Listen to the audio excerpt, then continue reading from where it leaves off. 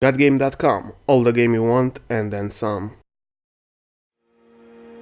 A big part of the Hellblade project is sharing development and being open about how we make the game. So we wanted to announce the game early on in the development process so we could share the journey with you from the very beginning.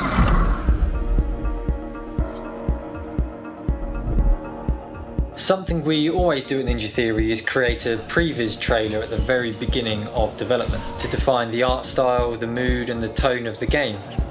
As we move through development, then the vision can change a lot, as you'll see from these examples. These videos are never intended to be seen by the public, they're just used to pitch the game to publishers, but given that we are the publisher on Hellblade, there's no real reason to hold them back. We used to create these in CG, but these days we create them in engine. It's an opportunity for us to take concept art and try and realise it as in-game assets. So we can test whether a character will hold up, we can test whether we can recreate the atmosphere and mood of the art, and we can also test our ability to overcome any technical difficulties.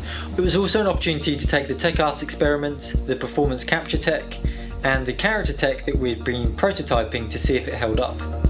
At the beginning of this trailer we had very limited resources. We didn't have any designers or animators, and we only had one programmer, and much of his time was being spent on another project. We didn't know when we were going to be staffing up the team, so we had to design the trailer around the art team that we had at the time. And this consisted of a concept artist, an environment artist, a character artist and an art director. I proposed an idea that was just focusing on revealing Senua as a character and hinting at some of the themes that surround her story. When everyone in the room is shouting, jumping, screaming and shooting, that one way to stand out is to just stand still. The idea was quickly sketched out by Mark, our senior concept artist, into storyboards, which Tamim then took and edited into a sequence. We needed a soundtrack for the trailer, and music licensing can be incredibly complicated and it can take months to get a contract signed. Luckily, in this case, we had a shortcut. A few years ago I met Danny and Emily from a band called Passarella Death Squad, and we had remained friends ever since. They just recently released a gorgeous track called Just Like Sleep, and so I tried it out in the edit and it just felt really good, it felt right for it. Luckily they were very happy to help out. Knowing that we could use this track, I created a very rough edit that was timed to the music. So in Maya we could now block out the environments and the cameras and iterate very quickly in grey box form until we had precisely locked down what we wanted to see at every shot. As we started locking down the view, we would take screenshots and give it to Mark, our concept artist, who would overpaint these into full-blown illustrations. So now that we had the camera set and we had some great illustrations from Mark, we could go ahead and start dressing the scene in full 3D in Engine. Dan set about creating the in-game assets at this point in Unreal Engine. Where possible, we would use real-world reference if we could. So, for example, I brought in a kitchen knife that was made of hand-folded metal. Melina brought in a fox skull that she found on a dog walk. Claire ordered some leather and material samples over the internet for Senua's dress. And Craig brought in a potato sack. So it was around this time that Sony got in touch and asked if we wanted to announce the game at Gamescom at their press conference. The only problem was that we'd been working to one deadline and their deadline was a week earlier.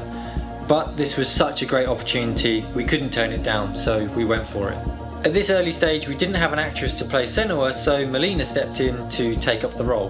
Her skin details, wrinkles and pores were captured in 3D using a device that Stu and Craig had developed in-house. In Heavenly Sword, I believe that we were the first game to actually use performance capture, but it can take months to prepare for a shoot. The shoot itself takes weeks, it can cost hundreds of thousands of dollars, and it can be months before you get the data back.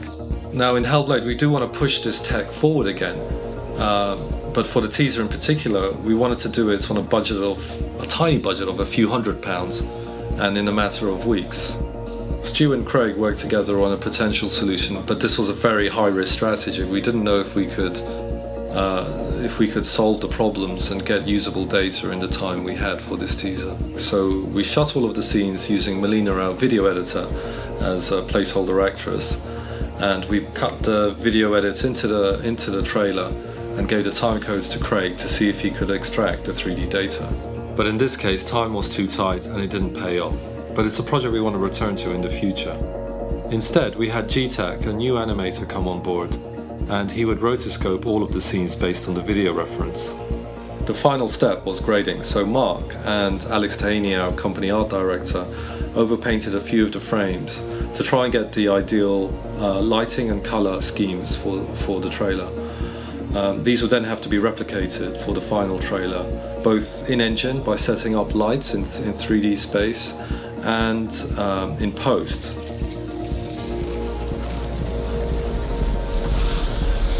We did make mistakes and we put in a lot of hours to get the trailer done. But to go from an idea to something we're incredibly proud of in 8 weeks and show it at the Sony press conference at Gamescom, it was fantastic.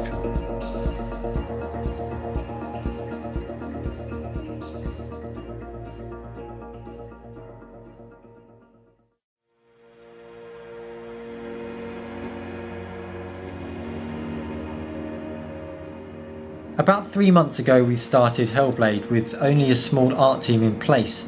The game is set in the times of Vikings and Celts, so we decided to go to a Viking exhibition at the British Museum in London to try and gain some inspiration for the game.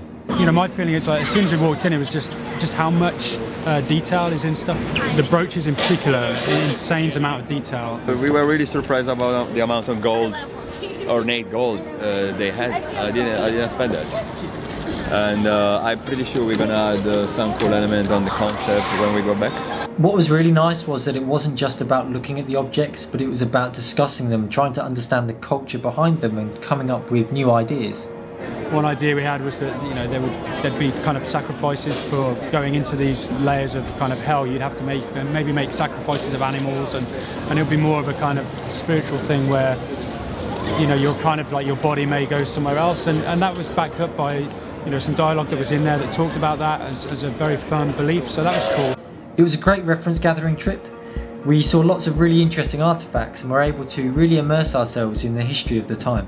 So after the trip, we started gathering additional reference, which every team member would put on Pinterest.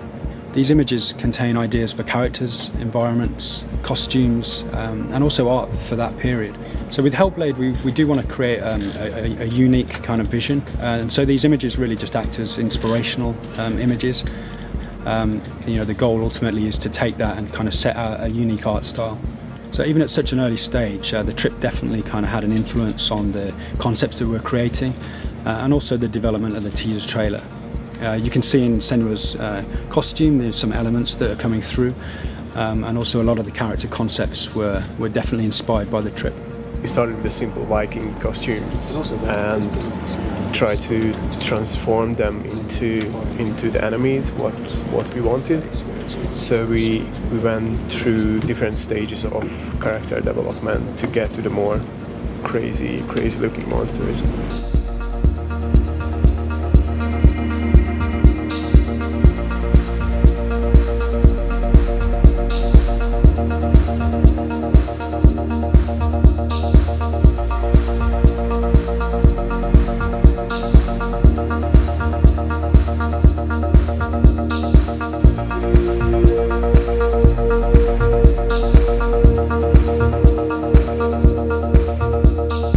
Gathering reference is not art direction, but is really just the first step towards it. So in a future episode we'll be showing how we've taken that reference and we're shaping it into an art style to create a unique vision for Hellblade.